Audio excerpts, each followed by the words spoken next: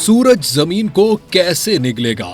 NASA ने हैरतअंगेज तस्वीर जारी कर दी। अमरीकी खलाई तहकीकाती इदारे नासा ने हमारे निज़ाम शमसी के मुतवक्के खात्मे का इशारा कर दिया और कई तस्वीर जारी कर दी। अमरीकी खलाई इदारा नासा खला से मुताल्लिक आए दिन नई तहकीकात करता और उसकी रिपोर्ट जारी करता रहता है। नासा ने अब हाल ही में हमारे निज़ाम शमसी खत्म होने का इशारा करते हुए नई तस्वीर से मुताल्लिक रिपोर्ट शाया की गई हैं, जिनमें बताया गया है कि 5 अरब साल बाद हमारे निज़ाम शमसी का सूरज धमाके से फट जाएगा। नासा का कहना है कि सूरज के फटने के बाद सूरज की जगह गर्द और गैसेस का एक खौल होगा जो दीगर अजराम फल्की को अपने अंदर खींचने की ताकत रखता होगा। इस धमाके की जद में हमारी जमीन भी आएगी और खलाई इदारे के मुताबिक ये तस्वीर हमारे सूरज और निज़ाम शमसी के मुमकिन अंजाम का करीबी नजारा दिखाती है।